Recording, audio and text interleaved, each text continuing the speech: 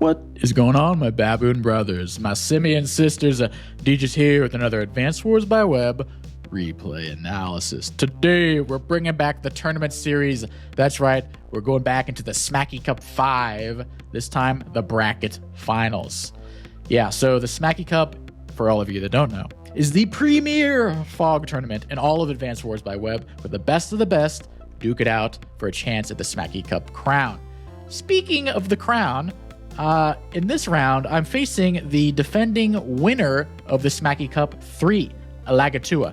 Actually, yeah, Smacky Cup 3 is the one he won. I got very far in that one, but Alagatua took the crown. He is the King Goblin, the King Fog Goblin of that tournament, in my opinion, at minimum, the second best Fog player in all of Advanced Wars. At maximum, the best Fog player. Rip and Alagatua are just... it's hard to differentiate them. Both of them are just phenomenal in Fog. And there's kind of them, and then there's a big gap afterward. I mean, don't get me wrong, there's plenty of other strong Fog players, but Rip and Alagatua, they stand out as the very best of the best. Therefore, I consider myself an underdog in this game. Just as some background, I got pretty far in this tournament. I was kind of just YOLOing around. I didn't take it too seriously, but somehow made it back to the bracket finals.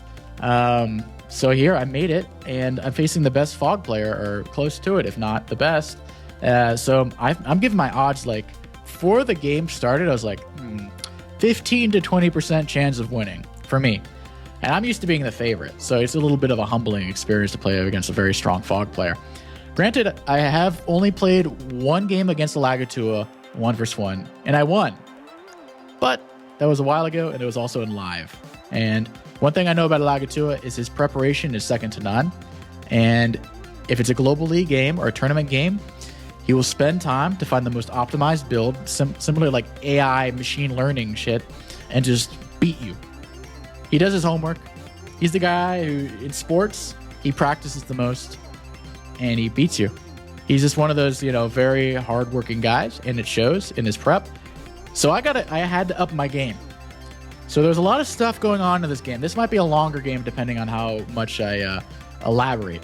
But to start off, this game took place on the map 1v1 Normandy. And honestly, I've played on this map before, and I think the last time I played on it, I lost.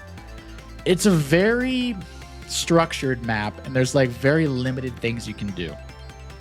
It's not a fun map. I don't enjoy this map. And it's not very many contested bases. So looking at this map, the Comm Tower is pretty much the most contested property, because you have these three back properties as green. You have a little black boat that ferries your infantry and mechs over here, and copters and bombers, what have you. And you have a lander on the other side that can take your vehicles and reinforce this side over here. So this is typically your strong side as green, and this is your weak side, because you have to go through a forest here, and a forest over here. You have to wrap around, which is very slow for vehicles. So because of that, a lot of people rely on mech and copter spam, making anti-air on the strong side a necessity. Anti-air are very important on this map, like probably the most important unit, because you're going to be facing a lot of infantry, mech, and copters on the strong side over here, and tanks are going to take like 4 turns to get around over here. Meanwhile, tanks are reinforced over here pretty damn quickly, like 3 turns over here, and if you have a lander, maybe even quicker. So the most contested property is this Comm Tower. This could be argued it's contestable, but I would say this definitely falls to green after a period of time. These could become in danger if there's a sustained push, but it's kind of like a static map. Sometimes people just win from having the lab capture, honestly. Just kind of static, not very many contested properties, so it tends to stall. And this was a tier 1 matchup, and because it has a propensity to stall, who do you think is the best CO for a stalling matchup in tier 1? I'll give you a second if you want to pause and evaluate. It's Hawk. It's Hawk, 100%. Everyone picks Hawk on stalling maps. You stall a lot, you have a lot of unit buildup, huge amounts of unit value. You get your superpower procced, and then you do so much damage. The more units on the playing field, the more value out there, the better Hawk superpower and global damage superpowers are in general. So Hawk loves the stall. And I know Alagatua, in his infinite wisdom about Fog, knows this. So I'm not picking Hawk. Hawk is my favorite CO. To play, as a character, as an aesthetic, Hawk is the best CO in my opinion. I just like Hawk. He's cool. Even as a kid, I liked Hawk. But he's my most picked CO in all of Advanced Wars by Web. You can see my stats. It's Hawk. And I knew he was going to know that I was going to pick Hawk. So I was like, okay, he's probably going to pick Sasha. But then I saw him make a post. He's like, oh, I'm going to be weird for my Smacky Cup 5 because everyone's too easy in Smacky Cup 3. So I'm going to pick some weird COs. So I was like, oh, shit. He might be picking Sturm then. By the way, Sturm is loud here. Is Sturm good? Pretty good depending on the matchup. You have forests everywhere, so you really reinforce much quicker. The thing is, this is such a rock, paper, scissors map. It's stally and it's a rock, paper, scissors map. So I just hate that kind of thing where it's like out of your control. Like everything is decided beforehand. Like I don't like that. So Hawk beats Sturm. Hawk beats Javier. Hawk beats Von Bolt. Hawk loses to Sasha. Sasha loses typically to Sturm. Sasha, I mean, Von Bolt is not really a threat here. I don't think anyone really picks Von Bolt here. Von Bolt would beat Sturm, probably. Just from the excess defense, like it wear him down. And then Javier beats Sturm badly. If he picks Sturm, Javier, I basically win. And I would have loved that. If I hit the jackpot and just won on the spot with Javier, that'd be phenomenal. Because the thing is, you can build recons and try to deny the comm tower, but I can get to the comm tower quicker than a Sturm recon can from day 3. You'd have to do a day 2 recon, and I actually practiced anticipating a day 2 recon if need be. I mean, it could basically destroys your whole economic build, but a day 2 recon could influence over here. By the way, I don't know why these are blue. It's some bug. But yeah, Javier would beat Sturm. Javier versus Sasha is a lot more even. I would give a slight edge to Javier. Like a 51 to 49% chance. Like, I liked this matchup. If he got Sturm, I would have loved this matchup. If he has Hawk, I lose this matchup. So, it's so matchup dependent. I put a lot of thought into it. I was like, I got to counterpick his counterpick. And I came on Javier. And when the game started, I saw this matchup and was like, okay, my chances of winning have gone from 15 to 20% to 30%. And that's good odds against Alagatua, by the way. Most people probably have like 5% chance or 10% chance. So I was feeling pretty good. And I practiced on this map. I usually don't practice. And I talked to a wise man. So you see, this map was played in all the other brackets. Jack Lee Man won as Javier versus Hawk. And I was impressed. I was like, Javier wasn't even on my radar. I was like, I'm probably going to pick Hawk, maybe Sturm. And that was that. But then I saw Jack Lee Man pull off a double comm tower heist and beat Hawk in the finals. And I was like, whoa. Okay, that's pretty impressive.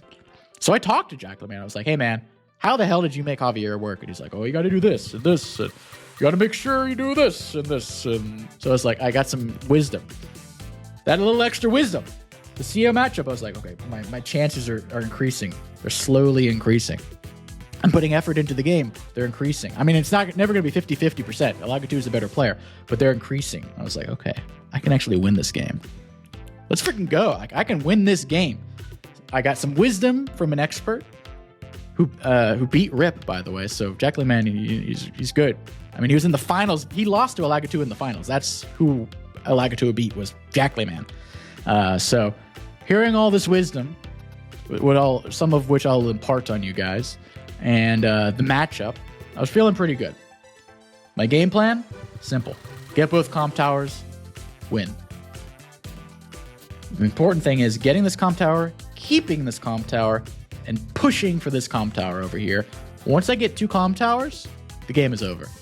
Once I lose 2 comp towers, the game is over. Everything hinges on the comm towers. This HQ, I have another HQ up there. Javier, comm towers are HQs.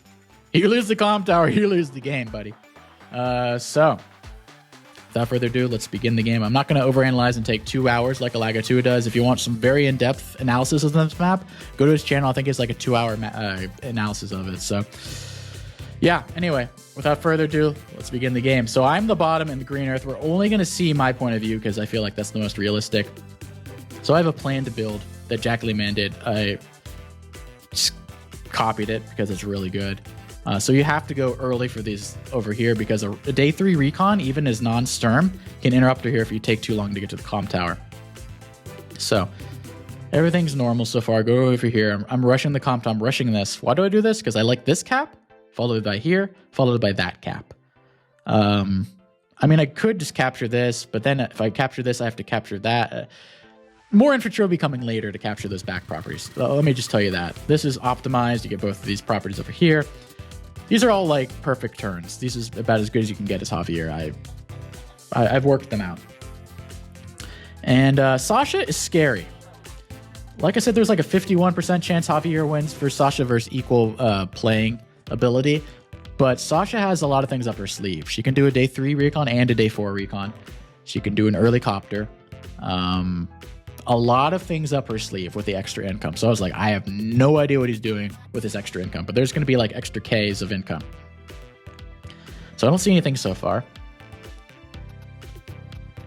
I send my lander over here because I'm going to undock over here, get the Carnival Cruise out. Why did I build a tank? So in my first iteration, I built an artillery here in practice. And it was cool because you get the artillery up here faster or over here faster. And you can defend or attack the comm tower quicker. However, if there's double recon, you just lose. Like I brought my artillery out here and I just got wrecked by recons on my strong side. Honestly, there's a player 1 advantage here. I don't like blaming things on player 1 and player 2 for games, but there is an inherent player 1 advantage on this map. But day 3 recon is a lot stronger as player 1. Instead of going for these over here, you can fake out a recon and put it like here in this little vicinity and sit on this property. And unless you have a tank, like this whole build gets ruined. So I didn't want to allow a recon to sit here or interrupt these properties and really wreck my game. Because then that would just completely neuter my push over here. Because I need infantry to capture the comm tower. Infantry are mandatory. Vehicles are great, but if I don't have infantry to capture, then it's over. So I had to play it safe.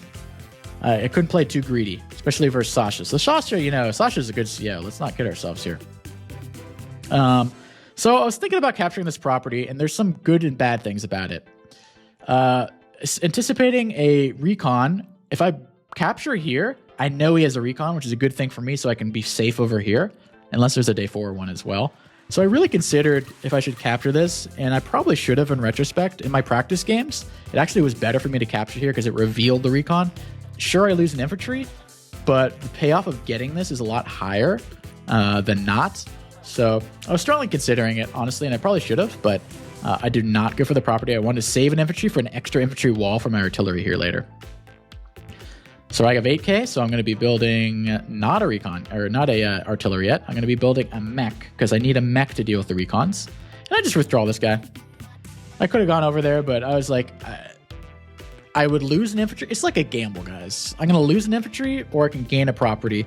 But losing the infantry at least gives me intel on elsewhere on the map, so maybe it was worth it in the net. So I see nothing. Okay. All quiet on the western front. Nothing over here. Not even a single sniff of a recon. So it's all quiet so far. Bring my tank over. Things are going fine. Nothing really too notable. I got my mech in position. Build an anti-air because, like I said, these copters, man. These copters and mechs and infantry, they go crazy. You need anti-air. You think you need anti-air? Build double that anti-air. Build triple that anti-air. Anti-air are mandatory on your strong side. They really are. And another thing about this map is like it takes so long to reinforce units, so you have to think a lot in advance. You can't just be like, oh, I need this now, I'm going to do it. No, think ahead of time. You have to have a lot of foresight, and you have to have a lot of predictive ability on this map, which is another thing I don't like about this map. Like I said, it's like rock, paper, scissors with the COs.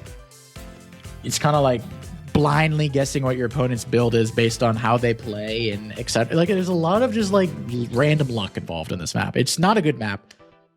I hope to not see it in the rotation after this, honestly. I think Alagatua agreed that this map is not good. I don't know if anyone likes this map. No one of my friends like this map. So, yeah. Alagatua does some stuff. I don't see anything going on behind the scenes. But I have an anti-air. And this turn's important. It's day 8. And when I did my simulation, around day like 12 or 11 is when this comm tower is under attack. So I need to have an artillery position. So we got to do it. Yeah, build the arty. Double arty. Deej, what the hell? You base skip? And another thing, if I had captured this property, I wouldn't have to base skip here. So that stung a little more because I don't see any recons or anything. I mean, there could be one in this forest or God knows where, but I don't see any recons. So I was like, okay. But I'm double doing this artillery, and this is a very optimal positioning you see here. You'll see next turn. This is very, very good positioning. You'll see why. Me smirt. Okay, so infantry comes down. I finally see Alagatua's units. I'm like, oh, there he is.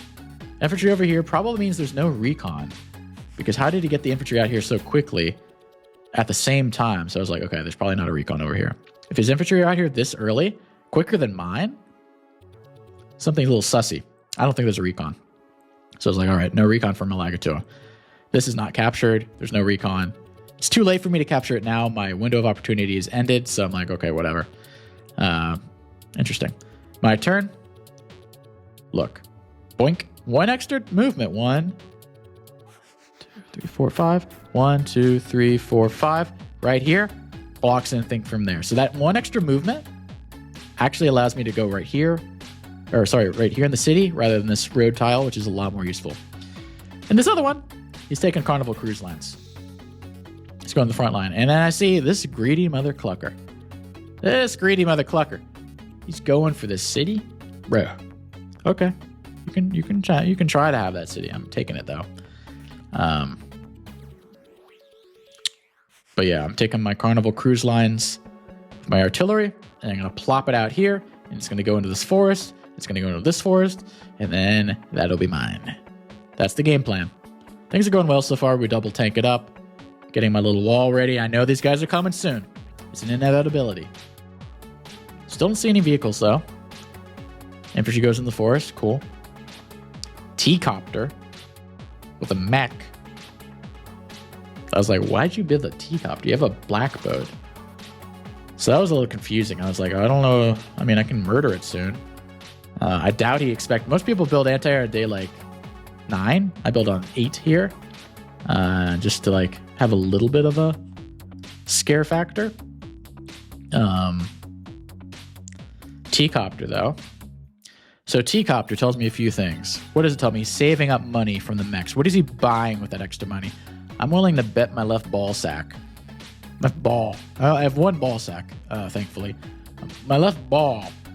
That he's saving money to build more copters. He's copter spamming. Or he's got a Neo. Because of the long reinforcement range and the fact that artillery are good in this map, I'm willing to bet he's spamming out copters or a bomber or some shit. So, saving money, it has to go somewhere. And I see no vehicles over here, so you know the money's going somewhere. So I'm like, okay, this guy's definitely blasting out B-copters. So I'm like, all right, go for the cap over here. Interesting. He really wants to protect this? That's not really that contestable. Like, it's going to be mine. Okay. But I'm expecting copters. I'm like, you know what? I need at least 2 anti over here, maybe 3. And if I don't, I want 1 over here to clear an infantry. So I need 2 anti-airs regardless. Whether all 3 go here or 2 go here and 1 over there, it doesn't matter. But I definitely need our anti-air because they're just really important on this map. I need to hide this in this forest so he has no idea and tries to do some stupid stuff for the T-copter, which I know is coming. T-copter blocking is just like a very important thing. So I'm like, all right, what do you got here, boy? You got this mountain, so you don't see my tank. You don't see my recon. All Alagatua sees is this infantry right here and this infantry right here. Everything else is blind. Oh, and this infantry capping. Well, what do you know? There's the B-copter. Infantry caps or attacks. I think there's a roll. I mean, I have extra defense, so it's probably like a 50-50 if I had to guess. I think Alagatua knows the rolls, but yeah. Javier defense, baby. Tank comes over here. Okay, there's a vehicle. Nothing big, though. Just a tank. Mech moves over here. T-copter blocks. Smart move, because I was about to murder that from a city, which would be very bad for him. Lot of infantry. Lot of infantry. It's definitely going heavy on the infantry over here, so there's going to be less over here. So I should probably focus on killing his infantry. And I know Alagatua thinks, I mean, he's a great player, but sometimes he maybe underestimates. Not underestimates, but I know what his plan is, and it's very obvious. I'll put it that way. He wants to kill all my infantry. That's why he's attacking that. That's why he's attacking this. He wants to kill all my infantry, so I have nothing to cap this. He wants all the vehicles to fight. It doesn't matter if I win, but he's singling out my infantry because infantry take forever to get to the front line. So I know this. I'm not going to just go attack blindly. Sure, I can have a winning trade and like attack this, attack this, attack with this. I'm not going to attack with my infantry, and I need them to cap. So I saw this bait, and I'm like, come on, man. You think I'm really going to sack my infantry, boy? I put my tank here. This could front shift either way. Artillery getting in position. My defense is looking pretty decent. So yeah, I'm going to bring this back and heal. Normally, I'd probably attack in here. Actually, I do attack in there. This is one. But I could attack here, but I'm like, no. Protect. Must protect. Oh, yeah. Maybe I should have done this earlier. Is move my recon first. But yeah, this is a little bit of a trap. Slowly move my infantry closer, but I'm not sacking my infantry. And actually put my infantry forward in case some weird recon shit happens. I'm only one turn away from getting this locked, which is very nice. Copter comes in. I was like, really? I can kill that? I got an artillery here. Now you see it? Like, you're not going to two-shot this. This is extra defense. You're not killing this tank. So that was a little curious. I'm curious what Alaga 2 is cooking up. Because some cheeks are going to get smacked. Really wants to kill my... So that was so obvious. I was like, dude, you're on a mission to kill my infantry. I'm not going to be willy-nilly with them. Like, I'm going to protect them to the day I die. So I was like, okay. Feeling pretty good, honestly, so far. I'm not really scared at all. I don't think I'm winning, but things are going well. My plan is being executed pretty decently. I even have an extra mech. Kill off the infantry. Oh, and one thing I learned from Jackley Man. This lander, bring it up here and like block. So I capture here and I block something on the sea. I block something on the shoal. So a copter can't wrap around and break through. That's what this lander's for. That's what this lander's for. And honestly, to kill the lander, you need a bomber. So, smart Jackley. We're keeping our infantry safe. We're killing the copter. See another copter. Where the mech money goes. Yeah, very obvious. So kill off that. I'm keeping these boys safe. Or I thought I was. Okay, maybe I am being reckless with the infantry. Whatever. I'll try to keep them as safe as possible. Do some chip here. Now I can kill this with an infantry plus another infantry if need be. Still a little undecided with this one. I'm like, up north, whatever. I'll have them both ready. Boom, first copter. I kind of delayed the copter because I know he's got an anti-air over here. So I'm like, I might bring this copter over to the side because I just know an anti-air's there. I'll have mechs ready. Probably want to swing one of these tanks upward and we'll be okay. Saxon infantry in. Will that kill? It does kill, actually. Yeah, there's a little bit of sack magic. So that kills. I'm surprised, honestly. Going to attack my unit with a mech. I mean, I did a great job. Copter attacking into my anti-air. I was like, oh man, I'm so close. Marker crash, because I'm about to get my power. Okay. There's the recon. He's getting his recon. So next turn, they're going to be attacking. And he sees my artillery. Sees another recon there. Okay. Use the marker crash. Probably another marker crash isn't coming for next turn. Probably going to take 2 turns. All right. Feeling pretty good. Where's my stats? I want to see the stats. Yeah, I have 9 to 7 deaths to kill, so it's not terrible, honestly. Things are going pretty decent. I'm feeling good. I built a bomber. Now, why do I build a bomber here? I want to bring this bomber over here because I'm anticipating... Oh, it's 2 purposes. I'm anticipating a Neo-Tank. He's teching up. He's Sasha. He's going to be teching up. There's going to be medium tanks at minimum. Maybe a Neo-Tank. Number 2, if he brings a lander over here, I'll be able to one-shot it with the bomber. So if he tries to do some cute little stuff with the lander blocking, the bomber kills that. So the bomber can go like here or here. And if there's a lander, boomba. If there's not a lander, shift over here. Shift over here. 3 turns, I'm killing Neos. So the bomber's a bold build. Don't get me wrong, it's kind of like memey, not me. It's unconventional. But fuck it, I'm doing what I want. Plus it allows me to build 3 infantry. So I have my units in range. Almost kill the recon, but the mark crash keeps it alive. Very frustrating. But I'm going to start killing off units. Keep these guys safe. block with my lander, start to block at least. I want to keep this hidden. I don't want to show my artillery, or my anti-air rather, right out of range. Retreat, lock down, feeling pretty good. Why does this feel good? Anti-air comes in, 0% chance to one-shot without market crash. So he'd have to sack a copter into here and like do some tank attacks, and then anti-air cannot kill this. So in my head, I was like, I think I'm winning. I think I'm gonna win this game. This turn, I think I told myself, I think I'm gonna win this game. Because it's 9-9, but look at my kills, it's like double the value. Killed a copter, 6 infantry, 2 mechs. What has he killed? Just 9 infantry. Doesn't kill a single vehicle. This is about dead. That's halfway done. I'm feeling good. I got this blocker ready here to capture. 2 turns, I'm capturing that. I'll have another guy to combine over here if need be. I got some infantry backup.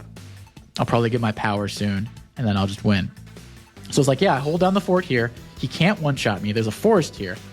There's no way to break through.